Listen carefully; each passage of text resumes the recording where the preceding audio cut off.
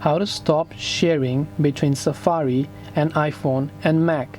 So if you want to stop sharing your history or everything else between Safari browser on your iPhone or your app, you have to turn off handoff. And in order to do this, all you have to do is open up settings.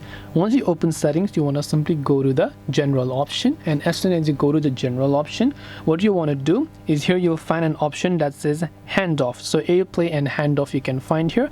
Tap on it. You have to simply turn off handoff. So you can read here as well, it says handoff lets you start something on one device and instantly pick it up on other devices using your iCloud account. So if you copy something here, you can also paste it on your Mac. So that's how it works. But if you don't want this feature, you can obviously turn this thing off. For now, I'll just leave it on, but for the sake of the video, you want to actually make sure to turn it off, and that way it will stop sharing any data that you've copied, pasted, history, and syncing them between your iPhone and your Mac from your iCloud. So I hope that this video helped you. If you have got any more questions, feel free to also leave them down below. Thank you for watching, and see you in the next video.